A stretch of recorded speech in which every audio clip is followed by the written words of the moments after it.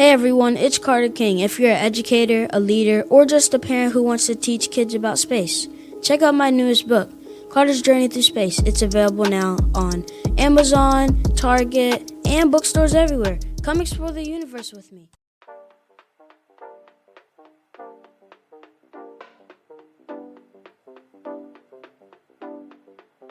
Welcome to another episode of the Contagious Culture podcast. I'm your host, Kyle King, and the goal of this podcast is simple: to help you create environments where people thrive.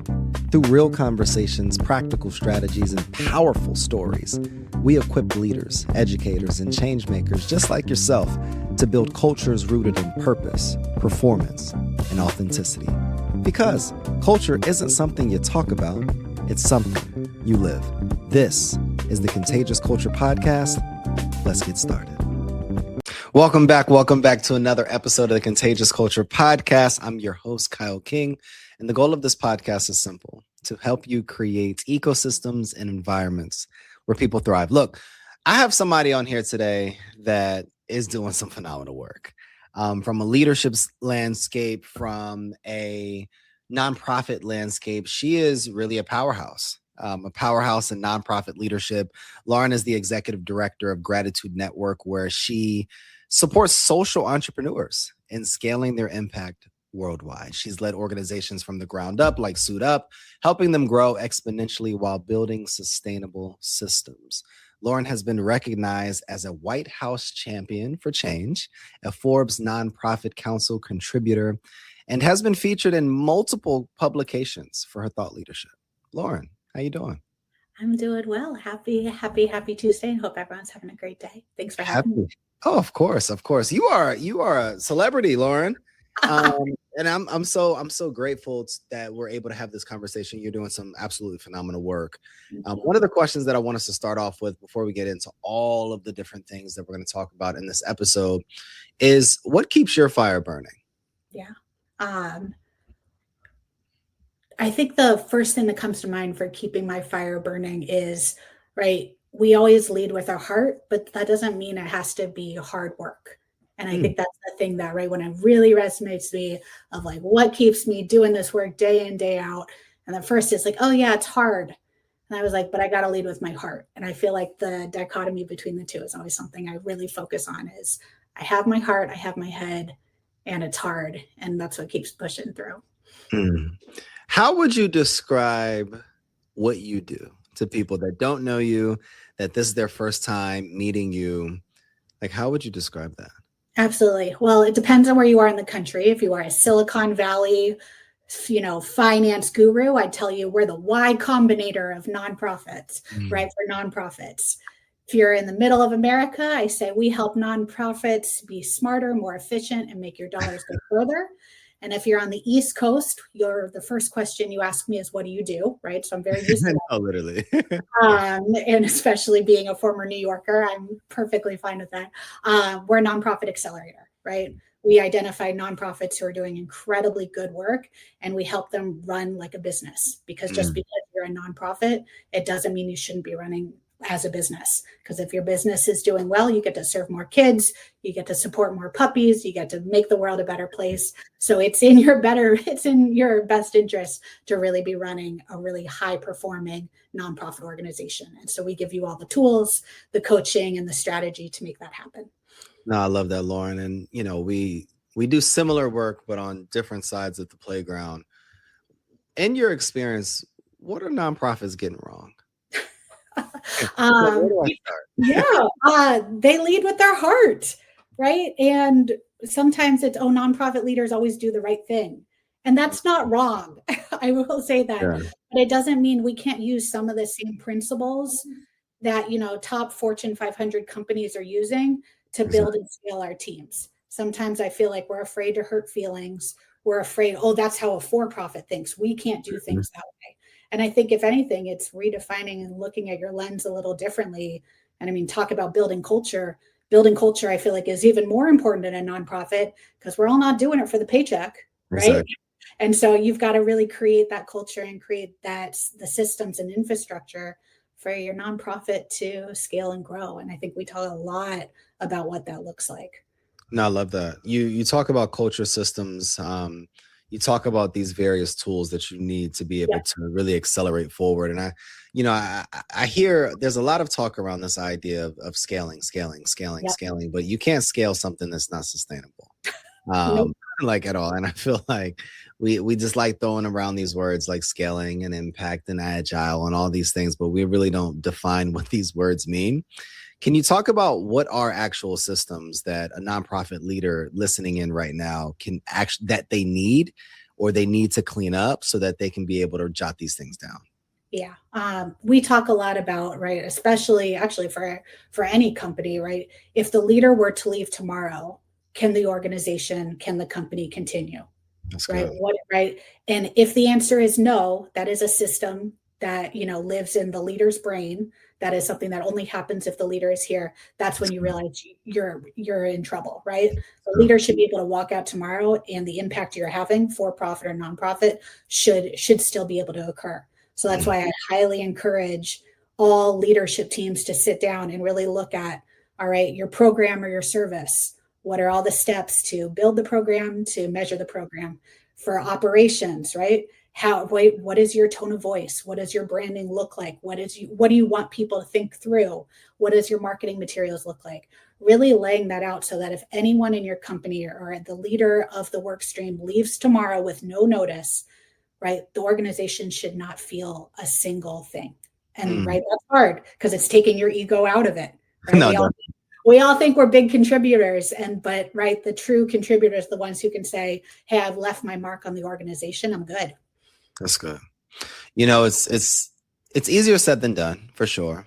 But 100%. I do find that implementing strategic tactical steps, operational systems are Yeah. a lot easier and maybe not easier, but a lot more cut and dry than cultural steps. What can we do from a cultural lens for us to be able to have a succession plan for how the culture is supposed to operate as well? Yeah. A lot of companies talk about, oh, living your values, right? We always pick four big fancy words. And that in the interview process, you probably have the monthly award for for Yeah. passion, excellence, or what it is. I'm calling shenanigans, right? Values are not culture. Values are Yeah, words. that's good. Behaviors are culture. That's And good. when things hit the fan, right? That's when people's true colors show, and that's where culture starts to show, right? Great. It's easy to maintain culture in good times. It's when your organization, your company is struggling, that's when really you have to hold on to culture, and that's naming those behaviors. And one of the exercises I do with all teams that I work with, for profit or nonprofit, is, all right, if your value is excellence, what does excellence look like to your company, right? And actually naming true behaviors, visible behaviors that you can see. Excellent means calling each other out on BS. There it is. Right, like that's something that shows excellence, right? Let's label that. Let's not talk about excellence in our annual review. Let's talk about the 3 times you called a teammate out on not having excellent work, right? That shows me that culture is a living, breathing thing. I love that. It reminds me of my days in education and a school leader position is because Yep. people define words differently. Like your excellence is I'm showing up immediately before class so that I can get my students ready. My excellence may be showing up prepared 15-20 minutes before class starts and have your warm-up slides already up and have the Yep. documents already on the student's desk and all these different things. And I love what you said, like naming behaviors and actions that are attached to these arbitrage words that we use as individuals so that for this company, this is how we're defining this. This is what it looks like. And if we're not identifying this or behaving in this way, there's going to be other steps and consequences to hold you accountable and responsible for reaching these type of heights as well. In your leadership journey, like what has helped you really develop a lot of these models and develop these philosophies of leadership as well? Yeah. So similar to you, I started as a classroom teacher. I taught I taught ninth and 12th grade in the South Bronx. I taught middle Yep. school in Harlem, and setting clear expectations what to do directions, being very clear on what success looks like. Explicit instructions. Right. And it does. And I will say, even if you are not an educator, Doug Lemov's Teach Like a Champion has been like a guiding book for me that I think all leaders should use, whether Agreed. you're in a hospital or whether leading a tech company or leading a nonprofit, because in order to develop leadership within your team, but also to set clear expectations, there are so many tools and techniques that you can use through that book. But it really has helped my, leadership journey of really defining what success looks like, modeling that success, and then bringing the team along with you. So you're not the only one carrying that culture or carrying those expectations. I love what you mentioned about modeling that success. And, it's just something about talking to teachers or former teachers, because I feel like we just get each other. We do. If you can translate if you can teach in a classroom, you can do anything. Oh, 100%, 100%. And I love that word modeling, because modeling is something that we often don't talk about a lot in corporate America, as well as leadership. And I identify modeling, even just layering it a little bit heavier, is mentorship, and being able to have people that you look at or that you can model behavior after. What part, or what role does mentorship, executive coaching, accountability structures, what does that play into the long-term sustainability of organizations as a whole? Yeah, we're really at Gratitude, the organization I lead, we're really big on performance leadership coaching, right? It's whether we're going to coin it as our own or whether it's already out there, but really, really thinking about leadership coaching, but as a leadership coaching within performance, right? Sometimes mentorship and coaching can get a little hearts, puppies, rainbows. And we're really big on, hey, how do you connect strong leadership to the performance of your company? Because those things go hand in hand. And so when we think about, right, whether I'm coaching my executive team or coaching some of the social entrepreneurs that are in our program, we actually end up doing not just modeling things that go well and really role playing that out, but also doing a lot of postmortems and being vulnerable, right? As the executive coach in the scenario, me being vulnerable of a time I screwed up, a time I really messed up with my team. And I mean, even at Gratitude, we've got a monthly postmortem where someone comes to the table completely vulnerable and said, hey, this is a time I messed up. Walk me through it. And so that we're creating that culture of failure, right? Of, hey, failure is normal. We're normalizing error, and that we can really move forward. But people also know you fail fast, you get back up, and you don't make the mistake again. And I think 100%. That's just as important when we think about coaching, of allowing that time for reflection, but then also, okay, you still have to perform. So knowing what happened, how do you now move forward and execute and get it done? That's so good. I was watching a movie the other day. I don't remember what movie it was, and I'm probably going to butcher the exact story, but in the movie, I'm the type of person that when there's a story or some form of a soliloquy in a movie, I'm like looking it up. But this one time I didn't look it up, but it was a story that was mentioned in this movie I was watching. Some Greek god or Greek, mythical character got stronger every time he dropped. So every time he hit the ground, he got stronger and then stronger and stronger. And he got his power through defeat. And it's interesting that you mentioned that, because I believe that experience, yes, can be our best teacher in most cases. But what can organizations do right now, Lauren, that have experienced defeat, that have experienced loss, that have experienced change, that maybe even are experiencing the lack of funding or funding priorities for their donors are changing? What would be your message for them to have what would be that actionable step that you would give them so that they can begin to get back on track to scaling up their impact? Yeah. So again, for profit or nonprofit, we're really big on, right, creating that BHAG, that big, hairy, audacious goal, right, what you're striving towards. The step that, right, then obviously comes from there is all right, well, how do you get there? And a lot of times then people get too nitty gritty. We like to call creating that 3HAG, right? What are the next 3 years? What are the three, right? And again, 3HAG, right? The 3-year hairy, audacious goals that are going to get you even further. And then each department within there can figure out, okay, how do I play a part in hitting those 3-year right milestones or whatever those goals are for your company. I think also acknowledging what's in your control and what's out of your control is a really important step Sure. as a company of here are the things we can control, but here are also the signals, or there's a lot of really great work being done in futures thinking. And again, right, I think IFF is the company that does a lot of futures thinking. Yeah. What are the signals you're hearing in the news? Or right, read it, right? What are you hearing from your stakeholders or from your customers or your clients that allow you to create that BHAG, that 3HAG, right? What are the things that you then as a company can control? And what are the things that you have to say, this is out of my control? So we either have to shift our priorities, we have to revisit what our goals look like. And I think being really conscious of, again, what's in your control and what's out of your control, and then moving forward and acknowledging that. Right? What's that thing people say? You're right, doing the same thing, knowing that you're going to fail over and over. It's kind of silly. Whatever that saying is, I'm terrible with them. But yes, right? Like, hey, let's not keep doing the same things if we know the economy is not going to help us get there. Let's change course. We got to be able to pivot. And anyone who's lived through COVID knows like the COVID pivot is like the coolest thing ever. Let's do the COVID pivot in 2026 and 2027. Hey, it's Kyle. Sorry to interrupt your programming, but I got a quick culture check for you. How's your team's energy right now? I mean, literally, right now. Are people feeling inspired? Or are they just showing up? See, here's the truth. Culture doesn't change because we talk about it. It changes because we live it actively every single day. And that's what I help organizations do. Build contagious cultures that people actually want to be a part of.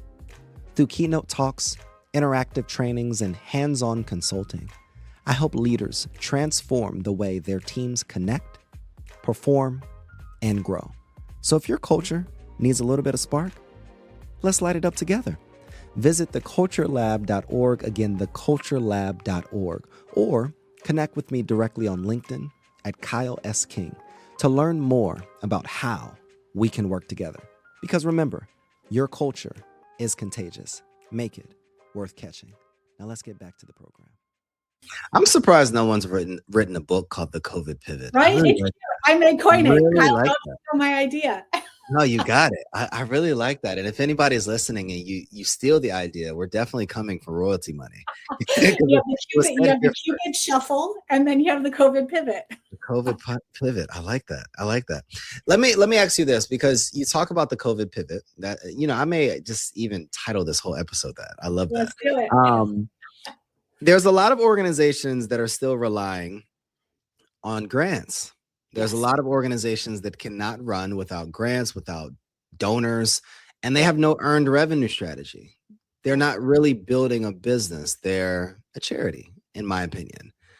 What do you say to those organizations, and how would you help an organization really think through how you approach what you're doing as an actual business rather than just relying on economic factors to support your organization? Yeah. I mean, the sad reality is 50% of nonprofits fail within the first 2 to 3 years, and only 30% hit their 10th anniversary. So relying on the please, sir, can I have some more? No matter how good your development staff is or how amazing your leader is, right? You're fighting against odds that are right against you. And so I am a huge proponent of, even if you're running a nonprofit, what's your value proposition, right? There are thousands of nonprofits all doing college and career readiness, a ton of organizations doing children and youth, ton of, food insecurity organization. You're not very unique, right? Right? Let's be honest. So really laying out what is your value proposition, and then how do you start thinking about whether you're going after individuals, corporate philanthropy, pay to play volunteering, right? There's a lot of different creative ways, how you're partnering with schools, right? Schools have great budgets to really bring in charities to do work with their school, and they're using federal dollars to do it. There's a lot of different revenue streams that charities can play around with, but the passive, we're doing really great work, so the funding will come. You can't be a reactive leader today, right? Exactly. You have to be proactive, thinking about your value proposition. And there's a lot of great research out there on how to create a value proposition, how to internalize that value prop within the culture of your organization, to really making sure that everyone knows, hey, this is what we're going after. This is how we're going after it. And this is how we're, unique among the space. Nonprofits don't play well in the sandbox. We all pretend we do, but we're all going after the same dollars. And so it's really important that everyone in your team can really talk about that unique value prop, because sometimes it's actually not best to hear it from the CEO. They want to hear it from the program staff who have boots on the ground. How does your program staff, right? How are they trained to talk about, asking for funding and preparing your staff for things like that? I think that's really helpful. I want to just pause there for a second, because I feel like you said something so powerful that many people will miss. You said train your staff and your team on how to communicate your value prop. I was on the phone with a leader yesterday, and she was on the phone and she was pulling her computer, and I asked her a question prior to that. I was like, what is your value prop? Like, what is your unique selling proposition? Like, why do people come to your programs? Why do parents pay? And she gave, her statement, and then different parents communicated completely different statements. Yep. And I was like, if you asked 50 parents, would the statements mirror that, or would it be 50 probably completely different statements? Yeah. And then she came back, and this is probably terrible advice. I don't know. I'm just a very direct person. She was like, we would probably have 50 different statements, but that's the power of our organization. We're just making so much impact. And I was like, no, that is the reason why you're not making much impact, because it's 50 completely different messages. Yeah. Rather than isolating what you want to be able to create, and then having programming and language that everyone is using to be able to talk about the wow factor of your organization. Can you talk about why it's important for us to have aligned and unified messaging when our teams are going out there and communicating to people on behalf of the organization? Yeah, right. You are a representative of your org, and whether you're going after funding, whether you are running a program where parents need to listen, whatever the situation is, you want to make sure that you can, again, that the organization or the company is bigger than you, that you could replace one body, put in another, and you would get that same messaging, because that is what culture, right? That's a continuation of culture. We see it at Gratitude Network all the time, right? Gratitude specifically only works with children and youth organizations, right? And we only work with those who are excited and have an impact that they want to scale. That's right. Good. That is our very narrow, and we are narrow on purpose because we know that's a unique differentiator for us. And so when we convene all of our stakeholders, whether they are in, Nairobi, Kenya, whether they are in the UK, whether they are in Beijing, or whether they're in Oakland, California, everyone is serving youth and everyone is trying to grow their program. And so they will tell you Gratitude is instrumental in helping us do that. And yet in very different parts of the world with very different, with geographic cultures. And so that's something where we've worked really hard to make sure that is a through line for our organization. And that is what we want to be known for, right?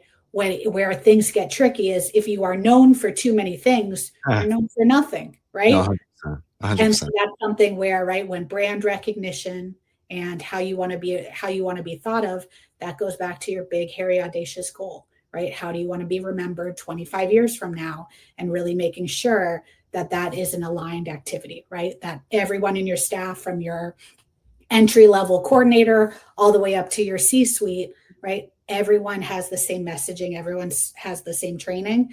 And that happens during the onboarding process for new employees. Right. And it's not just for new employees. It's revisited every single year. That's good.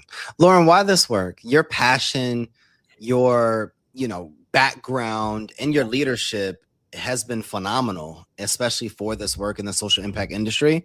Why this work and why Gratitude Network? Yeah. Again, I started my career teaching. Our schools are failing our Black and brown kids. And there was so much bureaucracy and red tape that I jumped into the nonprofit sector thinking I could make more of an impact. Realized very quickly I knew a lot about changing children's lives, but I didn't know anything about business. And that's saying something. My mom is the dean of a business school. My husband's in private equity. I was made to understand business. No, definitely. And yet I knew nothing. And I realized, hey, I had a lot of privilege to have that background, and yet I didn't know anything. And then I thought about all the nonprofit leaders who just come to this work with their heart, and they didn't have that network. They didn't have that support. And so if I think about how scary this world is today, regardless of where you live, and how nonprofits are really working their tails off to meet all of this, United Nations Sustainable Development Goals. Well, if we could get them running like high performing top businesses, we'd probably make the world a better place a hell of a lot faster. And so I'm so excited, with gratitude. We're doing a lot of work in the children and youth space to create high performing children and youth nonprofits. It starts there and it can only continue. So really passionate about the work, and just grateful to, again, to be here, but also to be really helping nonprofits make, the hard work, go back to a little bit of hard work instead. What's your 3 to 5 year plan? I talk to a lot of organizational leaders that come on here, and they talk about all of these 3 to 5 year plans of organizations that they work with, and they give examples. But I always love to hear the vision of the person that I'm talking to as well. 3 to 5 years from now, everything works out exactly how you would want to work to advance your impact in your community. Like, what would you have accomplished? Yeah. So right now, gratitude only works right with the executive director for these children and youth organizations. Our vision as we think about the future for gratitude and the future for, my leadership is creating leadership pipelines, right? From youth leaders to emerging leaders, right? To executive directors and CEOs, so that we're truly building a base of leaders, whether that's in children and youth or whether that's across, right, different sectors, to be determined, but really creating leadership pipelines so that we're preparing the next generation to be better leaders than the ones we have today. Of course. I love it. You're a mom, you're a wife, you're an executive leader.